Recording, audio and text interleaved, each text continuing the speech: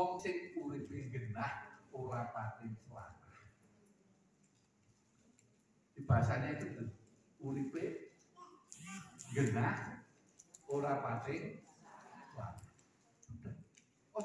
Orang itu biasanya mengatakan kalau sugih itu baru dikatakan berhasil. Dan pangkatnya tinggi, berhasil. Orang sukses itu sederhana. Kalau kita ini bisa mati husnul khotimah, itu sukses. Bukan orang yang naik mobil mewah,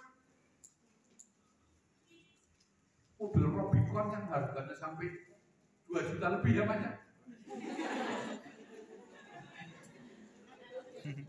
Oh, 2M ya malah ya. Oh. Ternyata juga ada yang ambil ketabian. Nah, Robicon nabrak mati. Apa kira-kira? Oleh karena itu kita bangun tidur berpikir. Seandainya aku nanti mati, aku itu mati di pangkuan siapa? Pernah Ibu galih nanti mati di pangkuan siapa? Tidak ada galih dulu, mikir. Sudah pernah?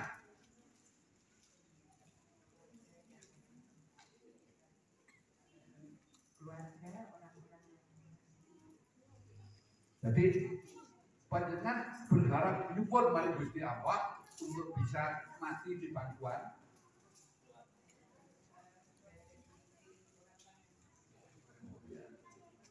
Ini penting. Jujur saja, di antara bapak ibu yang sudah pikir besok aku nek mati di pangkuan suami atau istri atau anak, saya pikir mempersiapkan diri untuk itu. Sudah berapa orang? Nah, 1, 2, 3, 4, 5, 6. Ya, ternyata presentasinya sangat besar. Mulai hari ini untuk mewujudkan ketahanan keluarga kita, tata diri kita, keluarga kita, untuk semoga Allah memberikan mati kita ini di pangkuan keluarga. Karena apa? Kematian itu adalah pintu. Al-mautu babu, babu nasil yakubah. Mati itu adalah pintu. Kabeh wong cara lewat. Lah lewat itu sing kepiye? Lewat itu sing mengucapkan la ilaha illallah. Maka kalau nanti Bapak Ibu tahu saudara atau siapa yang meninggal ada di pangkuan panjenengan, ditalkin, dididik, diajar la ilaha. Kalau dia sudah mengucapkan, udah nggak usah banyak. Biar terakhir ngomong itu saja. Bukan malah bukan. Kalau kita kira kita tidak mampu menahan itu, jangan sampai Bapak itu terganggu di saat sakaratul maut, seret pergi anak yang demikian. Soalnya apa? Dapat mengganggu ucapan terakhir. Paham ini? Ini perlu ditata supaya rumah tangga itu kuat. Satu tujuan ke surga. Insya Allah nanti ketemu parenting dengan saya ini sampai rumah banyak pikir. Betul, saya punya waktu itu saya ngisi pengajian Idul Fitri, panggil saya ya sekitar 500 peserta. Saya kan sering dialog yang mau bertanya. Kalau mau melihat dialog saya hari Rabu jam 1 sampai jam 2.30 di Bina Mas FM. Secara langsung. Boleh Bapak Ibu. Ya. Kalau mau lihat YouTube saya, buka Rahmat Raharjo Sati. Silakan. Ya mungkin sekitar 130-an video. Dan itu ada dari kita hasil wawancara. Oke, kita lanjut. Apakah parenting itu? Jadi ilmu tentang bagaimana cara mendidik anak, bagaimana cara bersikap kepada anak, dan bagaimana cara mengatasi masalah-masalah anak dalam proses tersebut secara Islam. Ini yang harus. Maka di sini kita mungkin mohon maaf ini Pak, ada pertemuan rutin wali santri tidak Pak? Ada, alhamdulillah. Terus dibimbing, pertemuan ini ya kudu diulang. Sebab kalau tidak diulang, apa maksud menitipkan dan maksud yang dititipi nanti tidak nyambung. Supaya nyambung. Kenapa gak perlu nyambung? Supaya kita kumpul di surga. Jadi tidak kemana. Karena anak itu amanah yang akan bisa menyelamatkan kita di hadapan Allah. Setuju? Oke. Maka bagaimana metode Rasulullah? Ini nanti, mohon maaf ini, untuk putra bapak dan ibu, bapak ibu sekadung, bagaimana cara memilih itu? Kadung, iya.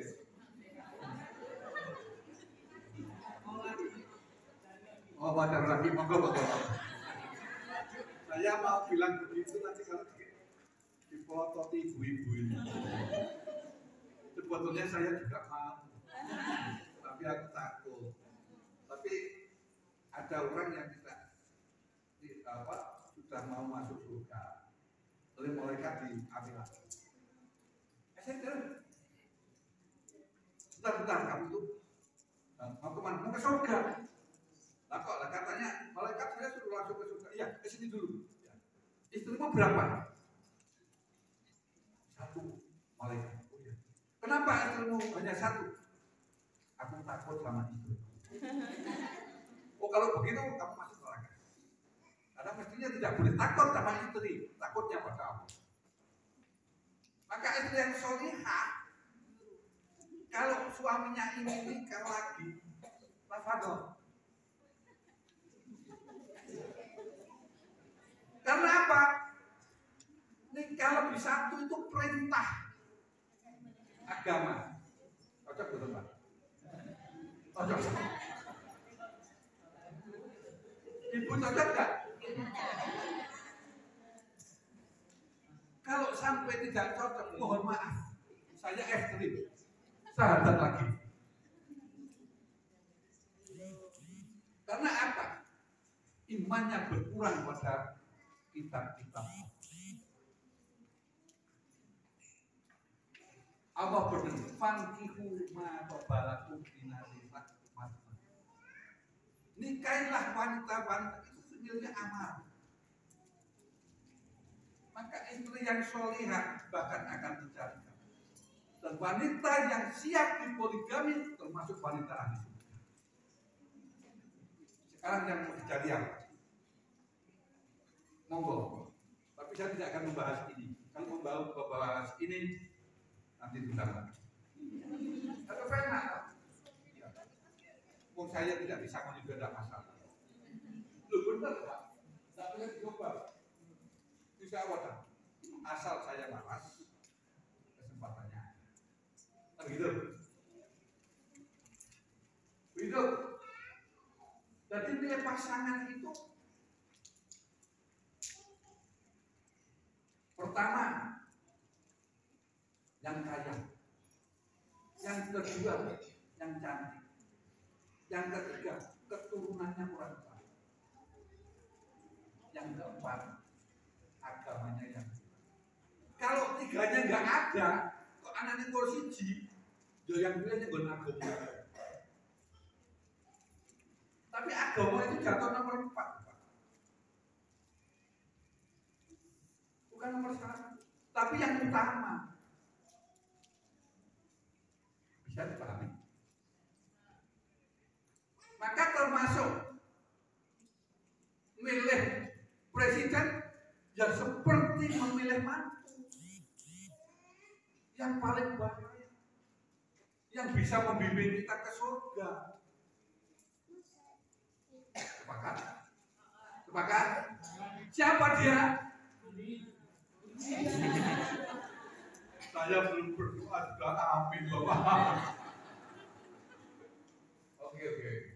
Kedua, hidup secara Islami. Hidup secara Islami. Monggo, saya tidak menjelaskan bagaimana hidup Islami. Saya berbicara di sini adalah bagaimana. Yang penting dalam ketahanan keluarga. Sebab kalau hidup Islami ini insya Allah hidup yang baik, keluarga itu merasa baik. Jadi anak itu tidak kerasan dengan tetangga, tapi lebih kerasan bersama keluarga. Oke? Selanjutnya, dihidupi dengan rezeki yang halal, thayyiban, barokah. Rezeki yang halal, baik dan barokah. Ada rezeki halal tapi tidak baik. Apalagi barokah. Contoh, habis jual padi, panen, sudah dijakati, bagi tadi pasar beli durian, dibawa pulang, tetangganya punya anak yatim orang miskin, tidak dikasih. Jadi menjadi durian itu tidak baik. Paham maksud saya? Paham? Sederhana saja. Maka usahakan yang kawan. Mohon maaf, saya dulu waktu masih kerja saya tidak pernah ngomong. Tapi setelah pensiun saya ngomong. Saya walaupun ikut koperasi, saya tidak pernah memanfaatkan kesempatan. Seingat saya tidak ada tulisan saya utang koperasi uang. Saya ambilnya itu pertukuan. Karena apa? Mohon maaf. Ini prinsip dari saya. Kalau saudara beda, monggo, nggak usah beda. Bahwa utang duit di koperasi itu nambah. Nambahnya kalau di koperasi namanya jasa. Kalau di bank namanya bunga. Kalau di agama namanya riba. Maka saya tidak akan mengatakan itu haram. Kalau kita butuh itu, tapi saya tidak mau makan. Dan anak saya tidak saya kasih makanan tadi. Sampai jam. Maka kalau lahir anaknya dokter ya proses dari tua. Tahun 86 saya nikah, walaupun saya belum mencapai 1 nisab karena saya diangkat golongan 2, tapi sudah saya. Ya memang kurang aneh. Mohon maaf. Anak saya tamat SD masih pesantren. Di semua anak saya itu sampai perguruan tinggi baru selesai dari pesantren. Tapi di pesantren masih saya masukkan di pesantren. Yang di Jogja dulu masuk di Krapiak, yang di Purwokerto itu yang depan IAIN Purwokerto. Tempatnya Iskandar SD. Ternyata orang belajar agama di pesantren tidak menjadi bodoh. Nyatanya bisa sampai puncak. Maka jangan khawatir. Oh, waduh Pak, ini bisa. Oh, bisa ya. Bisa enggak? Cepat saja ya. Maksudnya jangan lupa anak itu dilakukan bimbingan dan pendampingan. Kenalkan agama sejak dalam kandungan. Kalau simbah kita itu dulu waktu saya kecil kan, kalau masak itu pakai kayu, nyugok cake, kayu nangkeren. Ini paham nggak ini? Orang yang sedang hamil nggak boleh pakai kaki. Betul? Yang sepuh-sepuh ini. Ini tadi dididik anak dalam kandungan. Bahkan menurut agama, persegamaan itu ibadah. Maka minta di saat sperma itu keluar, zikir kepada Allah. Oh, macam ini wajib nanti nasehat. Tapi biasanya ibu-ibu orang di rumah.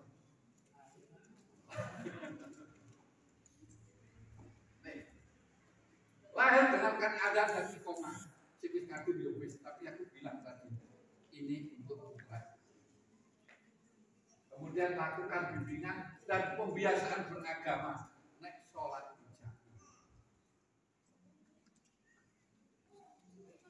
Anakku walaupun juga pagi saya juga untuk saya ajar.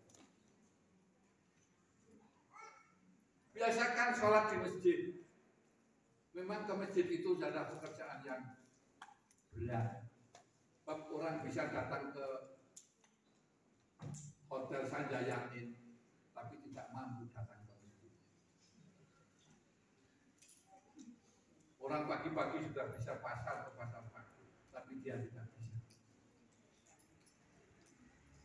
Orang bisa sampai ke luar negeri, tapi dia tidak bisa datang ke masjid. Itu tidak menunggu tua.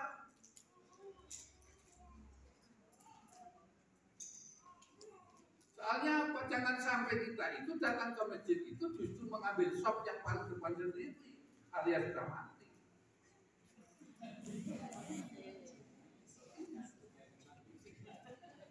Lihat renungan. Apa yang saya sampaikan itu renungan. Yang mungkin Bapak Ibu renungkan bagaimana menyiapkan anak-anak kita agar kita ini besok kumpul di surganya. Ini harus kita.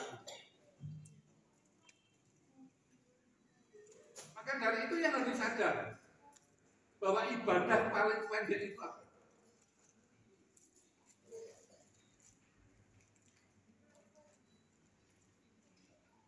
Ya, istighfar itu pendek. Yang paling panjang apa Pak? Ibadah paling panjang itu apa? Oh, menikah. Tapi kalau nikah itu ibadah, kalau suami sedang mepet, itu nggak marah. Atau istri sedang mepet, nggak marah. Karena sedang ibadah. Anak kita sedang mepet, nggak marah. Maka lakukan bimbingan.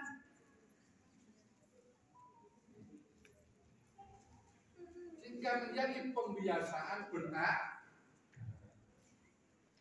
Maka dari itu ingat nasihat Luqman. Kalau di hadisnya ya bunayya aqimi shalah wa'mur bil ma'ruf wa nahy 'anil munkar. Jadi ini yang penting. Dirikanlah sholat, disuruh. Kalau sampai sudah 9 tahun kok belum sholat, 10 tahun belum sholat, jadi sabar, tapi ingat mendidik. Ingat harus mendidik. Artinya hanya memberikan efek jerah. Oke? Cukup ini ya, nanti yang butuh minta aja. Halal pokoknya lah. Saya juga tak totoat ini. Bukan aku nggak butuh duit, tapi betul-betul dasar apa. Selanjutnya, batal balatu soal kotak kalinan kalau sibil arti marokan. Dibentuk akhlaknya.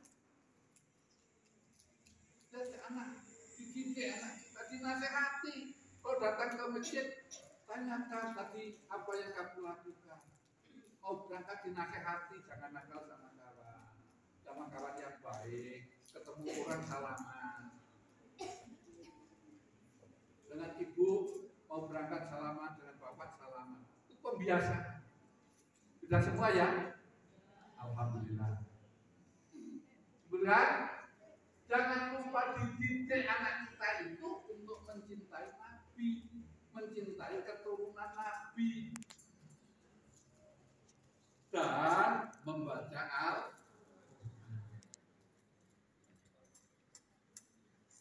Kalau sekarang itu habaib, orang itu mencium tangannya, kenapa kok dicium tangannya? Harus tahu bahwa di dalam diri habaib itu mengalir darah Rasul.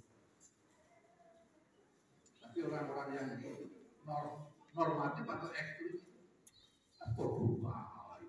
habib ya bolehlah berpendapat gitu.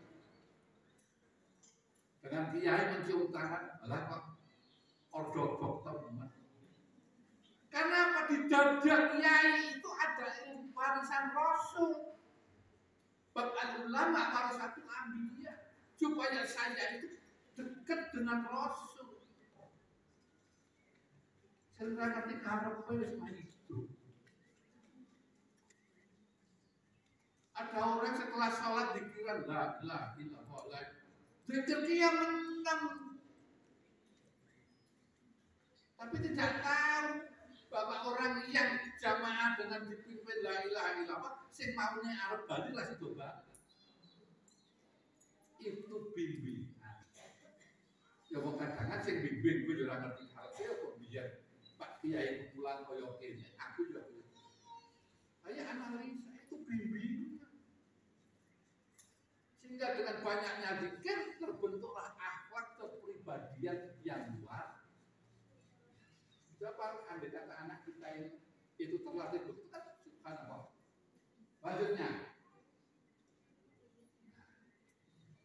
yang tidak kalah penting Bapak dan Ibu untuk membentuk keluarga yang sakinah, mawaddah, warahmah, ketauladanan.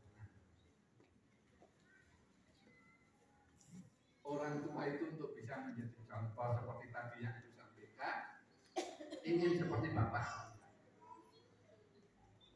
Ingin, ya. Harga terwujud. Walaupun yang satu belum selesai. Malu kalau sampai kejelekannya itu diketahui. Jangan malah bangga. Malah kalau aku suka mau apa? Mau aku nonton bokep sendiri. Ada kan gitu? Ada nggak? Nggak malu buat calon presiden. Oh yuk. Nyatek kan dong nonton film porno si podo karo presiden. Malu kita. Walaupun aku ini berbuat jelek, tapi aku malu kalau sampai diketahui anakku. Paham maksud saya? Tidak ada manusia itu yang nggak punya kekurangan. Semua punya kekurangan, punya kejelekan termasuk saya. Dan ada yang saya omongkan saya tidak melakukan. Jujur, tapi aku tidak akan ngomongkan karena itu tidak baik, termasuk pada Bapak itu. Lalu Pak, tapi kita harus memberikan contoh yang terbaik. Agar apa? Agar anak kita itu bangga dengan orang tua. Walaupun bapakku tukang becak, dengan doanya bisa mengantarkan saya sampai doktor di Jepang. Dan itu bangga itu. Bapakku senang dewek balik rapi. Anak era jerusi, ada kan payah. Maka bangga. Ada juga yang dari Gajah Mada. Bangga sekali dengan bapaknya. Saat dia minta untuk kuliah, bapaknya hanya diam. Kemudian bapaknya pergi dengan mengawal becaknya, cari tangan. Ternyata anaknya itu bisa diterima di bidik misi gratis hingga sampai saya ini kadang ingat ceritanya bapakku itu pas bertemu presiden itu masih SBY. Saya juga meneteskan air walaupun saya itu tidak melihat langsung. Artinya apa? Bangga dengan orang. Maka minimal orang tua kalau bimbing yang baik.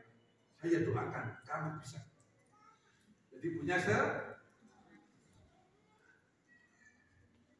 tidak pernah merendahkan kemampuan anak. Jangan dikira katakan orang yang bodoh itu jadi anak yang soleh. Ada keluarga yang anaknya itu katakan sekolah, akhirnya tidak boleh melanjutkan ke perguruan tinggi, dianggap menghabis-habiskan uang, atau bahkan masuk SMP saja juga tidak boleh di rumah. Masukkan pesantren, nanti ahli Islamiyah, ahli pesantren. Tamat pesantren, dia tidak boleh ke perguruan tinggi, karena tidak boleh dia sering berkumpul dengan kawan-kawannya, hingga sampai bisa pergi ke luar negeri, sampai ya krisis agama. Nah anaknya yang dua itu ternyata gagal, akhirnya gagal. Bapaknya juga gagal karena harus masuk UGM. Akhirnya ibunya dan anaknya itu menyadari bahwa kemudian kehidupan berikut yang bertanggung jawab anaknya yang dianggap gagal, yang lalu membimbing tentang agama itu bersabar. Jadi kita tidak tahu apa-apa. Maka jangan merendahkan kemampuan. Ini dulu yang dapat saya sampaikan. Mungkin ada yang bertanya. Dua saja kalau ada. Syukur nggak ada. Silakan Ayah Bunda. Ada yang ingin bertanya? Kalau nggak ada, jangan dijawab. Silakan. Monggo kalau ada. Ini tidak bertanya karena paham atau malah nggak paham. Apa malah bingung? Ini Bu Kepala.